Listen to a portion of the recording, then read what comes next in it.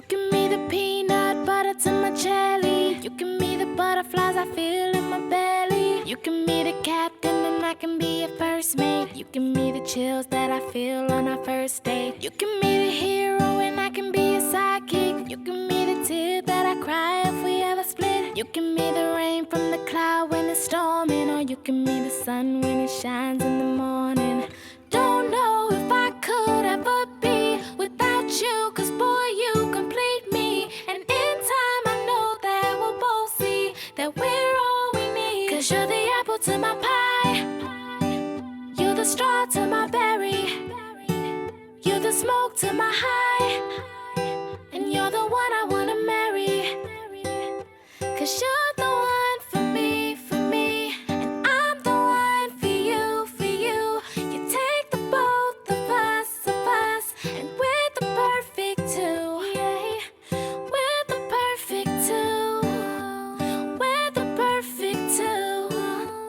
Baby, me and you, we're the perfect two. Okay, kami dari rakan-rakan sekelas Muhammad Faiz di UiTM jurusan Sarjana Muda Kepujian Kimia Gunaan ingin mengucapkan selamat pengantin baru. Semoga berbahagia hingga ke syurga. Barakallahu lahumma. Amin. You can be the pencil and I can be the paper. You can be as cold as the winter weather, but I don't care as long as we're together.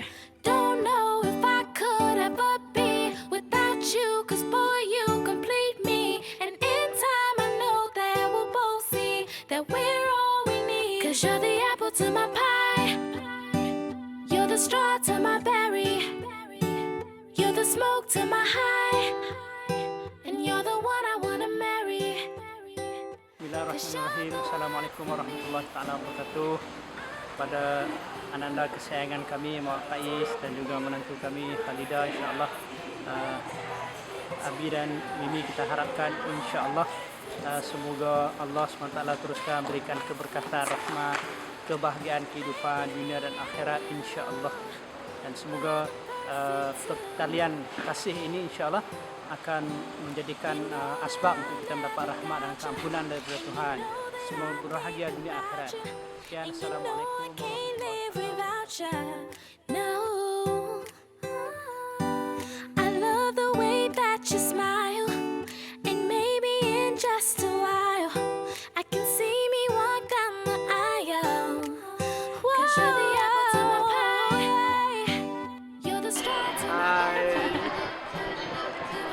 Jadi kami nak berterima kasih kepada semua ahli keluarga, kawan-kawan, family yang susah payah daripada first day, daripada nikah sampai ke reception kami yang kedua ni.